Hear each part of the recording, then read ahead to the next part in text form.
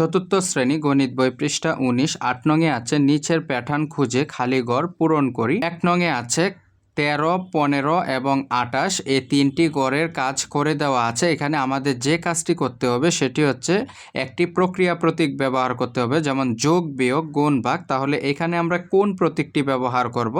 আমরা যদি ১৩ আর ১৫ প্রথমে যোগ করি, যোগ করে যদি নিচের সংখ্যাটা পাওয়া যায় তাহলে আমরা যোগ করব। যেমন ৫ আর ৩ যোগ করলে হয় ৮, ১ আর ১ যোগ করলে হয় ২, অর্থাৎ ২৮ পাওয়া যাচ্ছে। তাহলে এখানে সম্পর্ক প্রতীকটি হচ্ছে যোগ।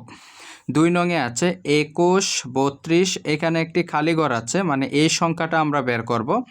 এখানে আমরা কিভাবে বের করতে পারি? যেহেতু এটা যোগ করেছি আমরা এটাও যোগ করব। ২ আর ১ যোগ করলে হয় ৩, তারপর ৩ আর ২ যোগ করলে হয় ৫, অর্থাৎ এই খালি ঘরে বসবে ৫৩।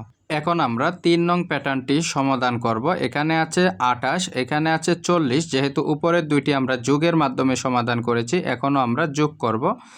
৪০-এর এককের স্থানে ০ আছে, এখানে ৮ আছে, ৮ আর ০ যোগ করলে হয় ৮। তারপর এখানে আছে ৪, এখানে আছে ২, ৪ আর ২ যোগ করলে হয় ৬।